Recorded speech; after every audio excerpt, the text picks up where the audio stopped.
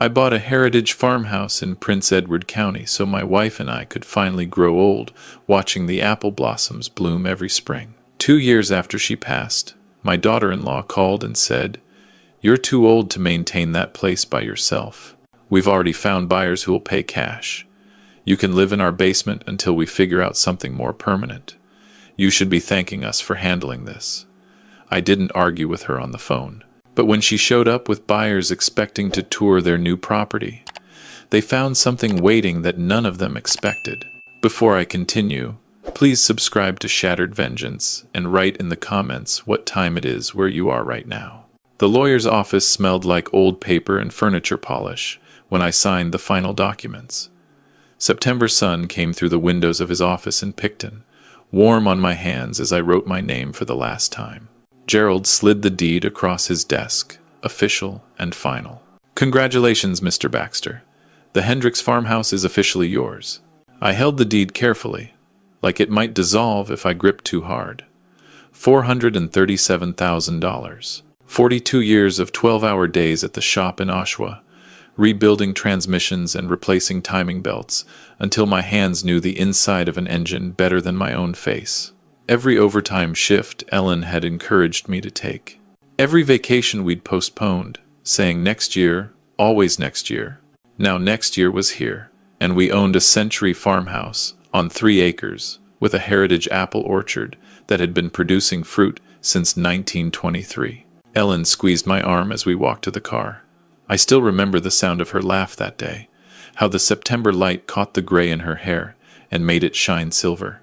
"We did it, Robert. We actually did it." The drive from Picton took 20 minutes, winding through county roads lined with vineyards and farm stands, selling the last of the summer tomatoes. When we turned onto our gravel lane and saw the farmhouse sitting there at the end, white clapboard with green shutters, and a wraparound porch that needed new boards in 3 spots, Ellen started crying. That was 15 years ago. We spent the first 2 years restoring everything. I rebuilt the porch myself, replaced every rotted board, sanded and painted, until my shoulders ached. Ellen stripped wallpaper in the bedrooms, chose paint colors with names like Autumn Wheat and Morning Frost, planted gardens that grew bigger every year. We learned to press cider from our apples, sold jars of Ellen's preserves at the county market, made friends with our neighbors down the road.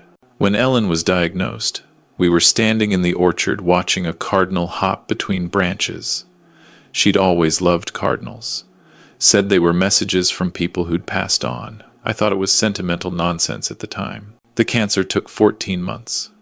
She died in our bedroom upstairs, in the bed we'd shared for 44 years of marriage, looking out the window at her apple trees. That was 2 years ago. I buried her in the county cemetery beside her parents, and I came back to the farmhouse alone. Some days I couldn't get out of bed.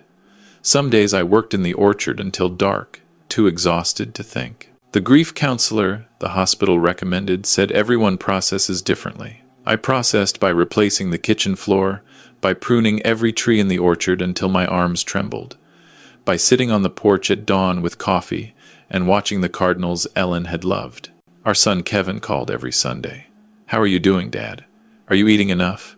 Do you need anything?" The calls were short, 15 minutes at most, and I could hear Patricia in the background sometimes, asking if he was almost done. Kevin lived in Oakville with Patricia and their 2 children. He'd become an accountant, worked for a firm downtown, wore suits I didn't recognize him in. Patricia came from money, her father something in finance. They lived in a house 3 times the size of ours with a mortgage I couldn't fathom. When they visited the farm, which wasn't often, Patricia looked at everything like she was calculating its value. The first conversation happened in March, 6 months after Ellen passed. Kevin and Patricia came for the weekend, which surprised me. They usually only visited in summer, and even then only for a day. Patricia wandered through the house touching things, opening cupboards, looking out windows.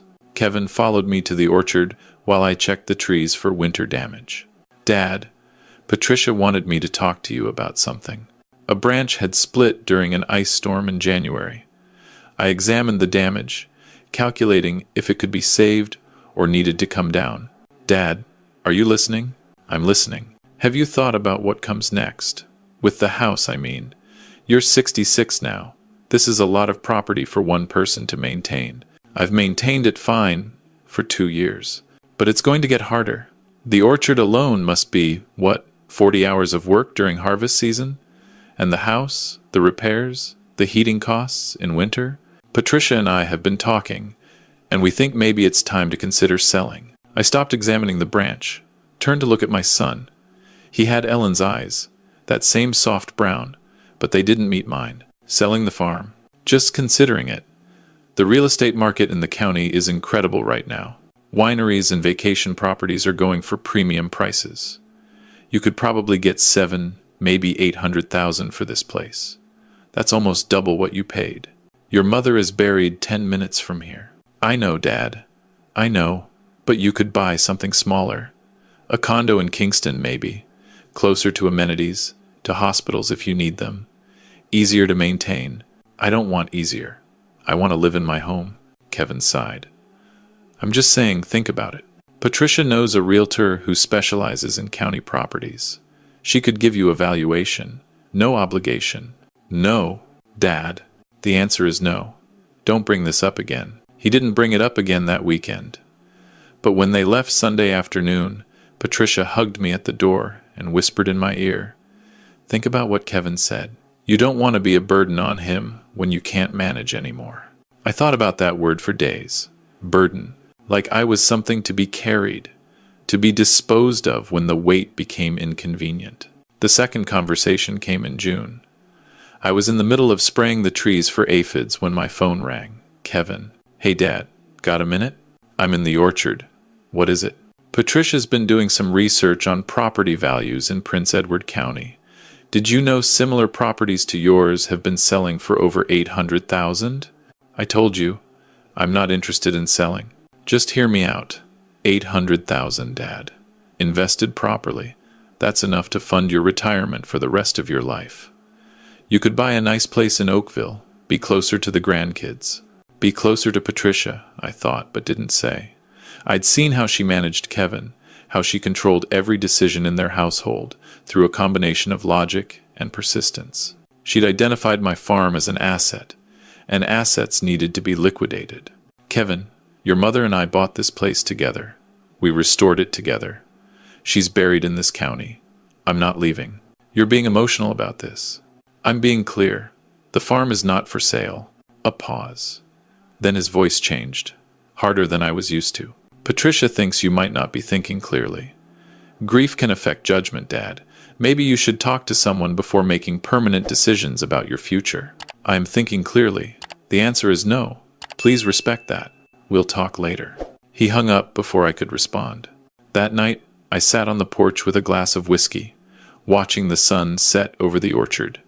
A cardinal landed on the fence post 10 feet away, cocking its head at me. Ellen's bird. I raised my glass to it. They want to sell our home, I said out loud. Turn everything we built into numbers in an account. The cardinal chirped once and flew away. 3 weeks later, a strange car pulled into my driveway. Silver Mercedes. Too expensive for most county visitors.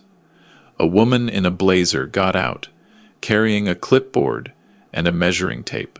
I walked out to meet her, still holding the wrench I'd been using to fix the garden gate. Can I help you? Mr. Baxter. Hi. I'm Meredith Calloway, from Calloway Properties. Patricia arranged for me to come do a preliminary assessment. She said you were expecting me. I was not expecting you, and my property is not for sale. Meredith's smile flickered. Patricia was very clear that you'd agreed to at least hear about the market conditions. Patricia does not speak for me. This is my home. I don't know what she told you, but I have no intention of selling. But I'm already here. Maybe I could just take a quick look around, give you an idea of what you're sitting on. No obligation. Ma'am, I need you to leave my property. Her expression shifted from friendly to calculating. You know, Mr. Baxter, properties like this require significant upkeep. At your age, living alone, it's not uncommon for maintenance to slip. That affects resale value over time. The longer you wait, the less you might get. I took a step toward her. Leave. Now. She left. I watched the Mercedes disappear down the lane, then I went inside and called Kevin. He answered on the third ring. Dad, what's up? Why did Patricia send a realtor to my home? She what? A realtor just showed up. Said Patricia arranged it. Said I was expecting her. A long pause. Dad, I'm sure there was a misunderstanding. There was no misunderstanding. Patricia is trying to force me into selling. I want it to stop. I'll talk to her. Do that. And tell her if she sends anyone else to my property without my permission, I'll have them charged with trespassing. That's a bit dramatic, don't you? No, it's clear. I'm finished discussing this. I hung up and sat at the kitchen table, the same table Ellen and I had refinished together the first summer we lived here. My hands were shaking, not from fear, but from anger, the kind of slow, burning anger that builds when someone refuses to hear the word no. I went to my desk and pulled out a notepad, old habit from my years running the shop.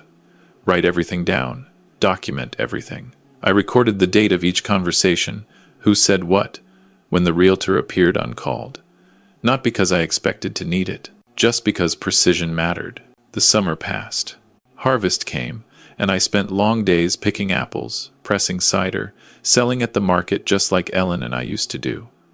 My neighbors, Margaret and Tom Chen, helped when they could. They'd moved to the county 10 years ago from Toronto, retired teachers who'd become family over shared dinners and borrowed tools. In September, Margaret knocked on my door one evening, holding a printed page. Robert, I need to show you something. I was looking at rental properties for my sister, who's visiting in October, and I found this. She handed me the paper. My hand went cold. It was a real estate listing. My farmhouse, my orchard, my wraparound porch, Heritage Apple Farm Estate. The heading read, Prime Prince Edward County location, 400-foot frontage, 3-acre lot with producing orchard, Heritage farmhouse with modern updates. Asking price, $869,000. The photos showed every room. The kitchen I'd renovated, the bedroom Ellen had chosen the paint color for, the porch I'd rebuilt with my own hands. There was even a photo of the cardinal feeder I'd hung for Ellen in the apple tree. At the bottom, for inquiries, contact Meredith Calloway, Calloway Properties, serious buyers only, seller motivated. I stared at the page until the words blurred. Robert, are you all right? My house is listed for sale. I didn't list it. I didn't give anyone permission to list it. Margaret's face went pale. That's fraud. Yes. I sat down heavily on the porch steps. That's exactly what it is. Inside, I found more. The listing was on 3 different real estate websites. The description mentioned private viewings available and seller reviewing offers. There was even a note at the bottom. Rare opportunity. Don't miss this one. Property expected to sell quickly. I called Kevin. He didn't answer. I called again. Nothing. I sent a text. Call me immediately. This is urgent. He called back an hour later. Dad, what's going on? Did you know Patricia listed my farm for sale? What? No. That's not. She wouldn't. Well, she did. It's on 3 websites. Asking $869,000. There's a realtor taking inquiries. The same realtor who showed up uninvited in June. Dad, there must be some explanation.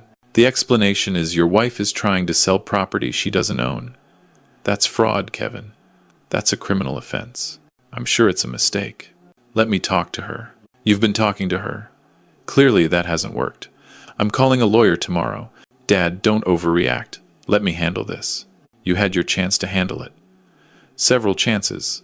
The listing comes down by tomorrow, or I'm filing a police report. I hung up before he could respond. That night, I didn't sleep.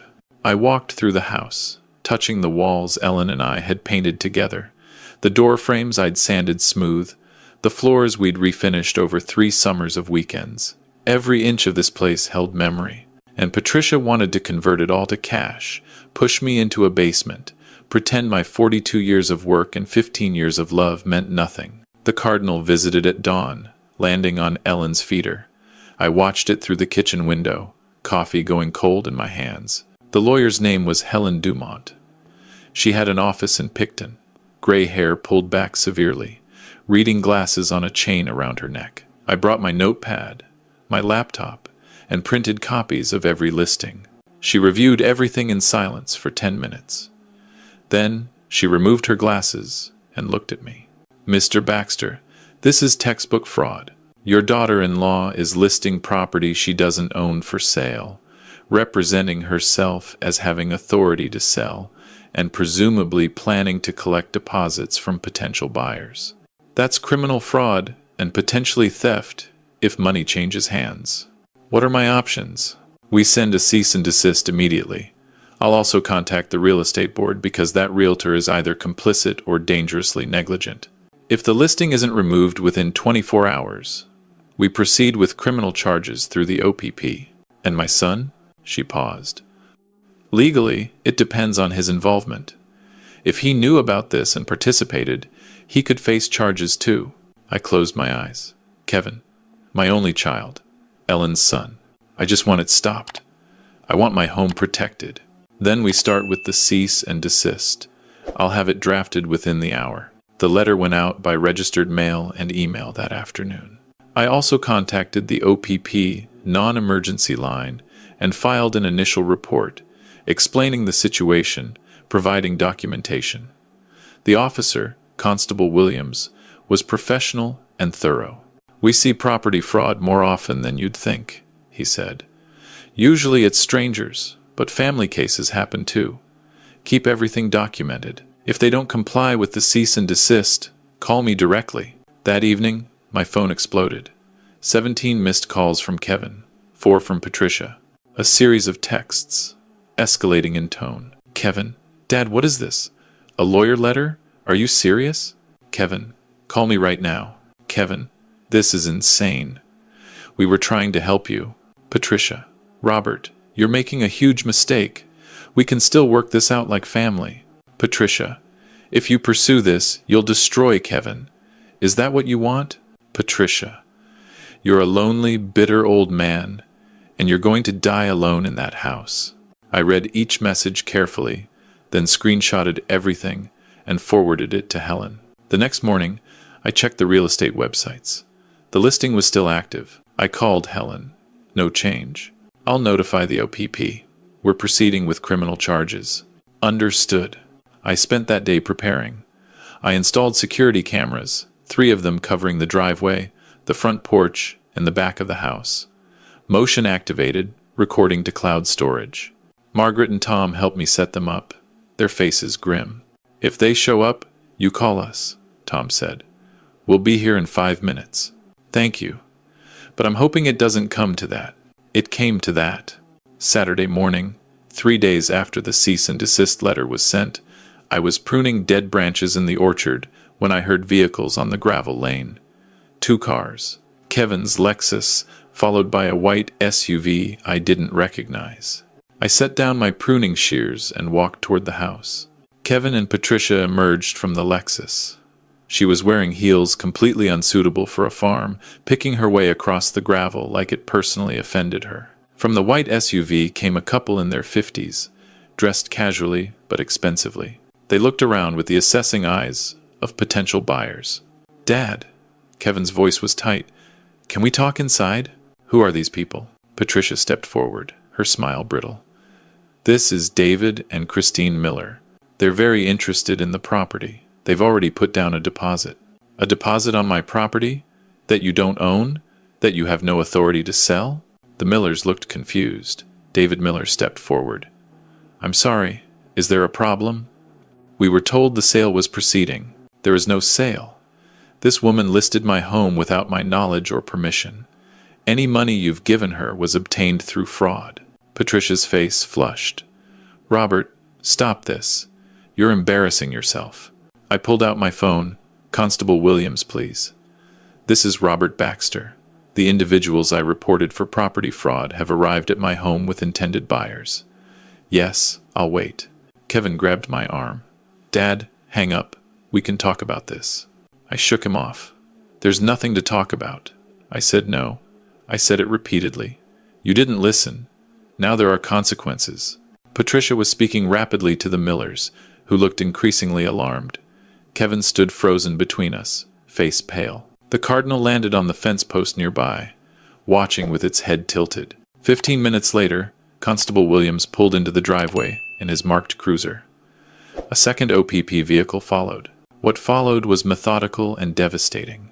The Millers confirmed they'd paid Patricia a $20,000 deposit for the property, transferred 3 days ago. They showed bank records on their phone. Patricia claimed it was a family misunderstanding, that I'd verbally agreed to the sale. Constable Williams asked if I had any documentation of that agreement.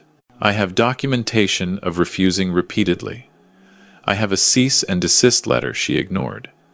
I have this listing created without my knowledge. There was no agreement. The Millers left first, their faces thunderous, already calling their lawyer. Patricia was informed she was under investigation for fraud and theft over $5,000, that she would need to surrender her passport, that formal charges would follow. Kevin stood watching, saying nothing, his face the color of ash. "Dad," his voice was barely audible. "Don't do this." "I didn't do this." "She did. You helped her." "I didn't know she'd actually." "But you pressured me for months. You sent that realtor. You ignored every time I said no. You made this possible." He didn't have an answer. After the police left with Patricia in the back of one cruiser, Kevin sat on my porch steps. I brought out 2 cups of coffee, habit overriding anger. "The deposit money," he said. "We don't have it. Patricia already used it to pay down our credit line. That's not my problem." "I know." We sat in silence. The Cardinal returned, landing on Ellen's feeder, pecking at seeds. "Mom would have hated this," Kevin said. "Your mother would have been furious at what Patricia tried to do. But yes, she'd have hated all of it. What happens now? Now your wife faces fraud charges. The Millers will probably sue for their deposit. You'll need a good lawyer. And you need to decide where your loyalty lies." He looked at me, eyes red. "You're my father. Then, act like it. You watched Patricia pressure me for a year. You participated. You let her treat your mother's home like an asset to be liquidated. I'm your father, but you haven't been my son in a long time." He left without finishing his coffee. The criminal charges proceeded. The Crown prosecutor, after reviewing the evidence, offered Patricia a plea deal. Conditional discharge, 3 years probation, full restitution to the Millers, plus $20,000 in fines. Her real estate co-conspirator Meredith Calloway lost her license and faced separate charges. Kevin called once during the proceedings. "Dad, she's losing everything. Can you drop the charges?" "I'm not the one pressing charges, Kevin. The Crown is." The Millers filed a civil suit. The fraud investigation turned up other properties she'd tried this with. "Your wife is a con artist." "I'm sorry, that's hard to hear." The line went dead. Winter came early that year. I stacked firewood, winterized the orchard, repaired the storm windows. Margaret and Tom had me over for dinner every Sunday. I joined a woodworking class in Wellington, started building birdhouses to sell at the spring market. The grief counselor said I was making progress. I said I was just tired of sitting still. In February, Kevin's name appeared on my phone. I let it ring 3 times before answering. "Dad, Kevin, Patricia and I are separating. She's moving back to Toronto. The legal fees, the civil suit, we had to sell the house. The kids are staying with me, but I'm renting now. A small place in Oakville." "I'm sorry to hear that." A long pause. "Can I bring them to visit? The kids? They've been asking about Grandpa's farm, about Grandma's apple trees." I looked out the window. Snow covered the orchard, the trees bare and patient, waiting for spring. The Cardinal sat on the feeder, bright red against all that white. "You can visit. Call first." "Thank you." I didn't say more. There wasn't more to say yet. He came in April, when the apple blossoms were just starting to open.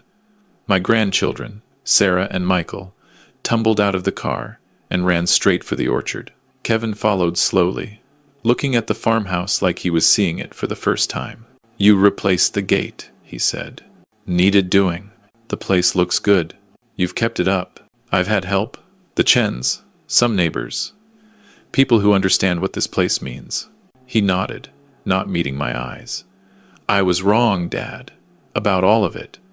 Patricia convinced me that selling was the practical choice, that you weren't thinking clearly. I wanted to believe her, because it was easier than standing up to her. It was easier than listening to your father, you mean? Yes. He finally looked at me. I'm sorry. I watched Sarah climbing the fence to get a better look at the orchard. Michael was chasing a chicken that had wandered over from the Chen's property. Sorry doesn't erase what happened. Your mother's home was listed for sale like it was just another property. Strangers came here expecting to tour their new purchase. Patricia called me a lonely, bitter old man who would die alone. I know. Do you? Because those words don't disappear. That year of pressure doesn't disappear. The betrayal doesn't disappear. Kevin was quiet for a long moment. Then, what do I need to do? I don't know yet. Time, maybe. Actions, not just words. Showing up when it's not convenient. Helping when there's nothing in it for you. Learning what your mother tried to teach you about what matters. I can do that. We'll see. We had lunch on the porch, sandwiches and lemonade. The kids ran through the orchard, climbed trees, collected fallen blossoms. Kevin washed the dishes without being asked.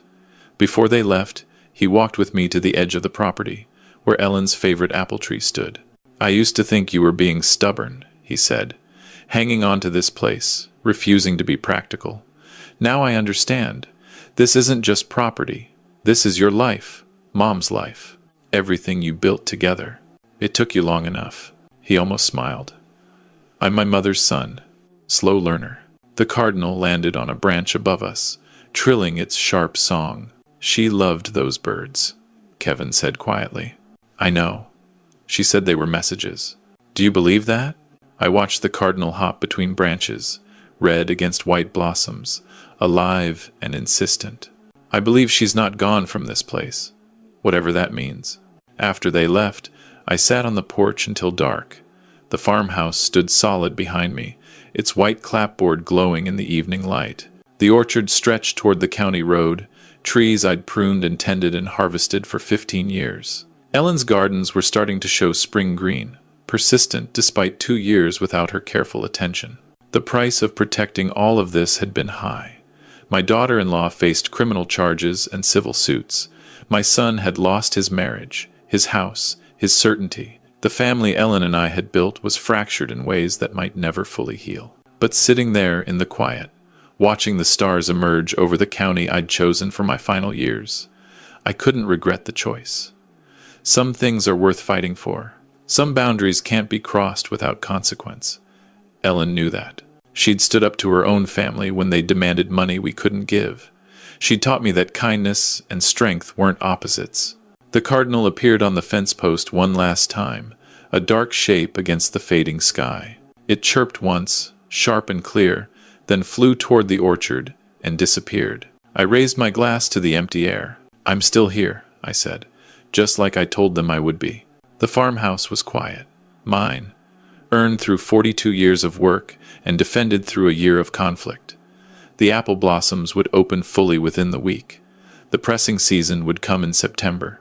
My grandchildren might visit again before summer ended.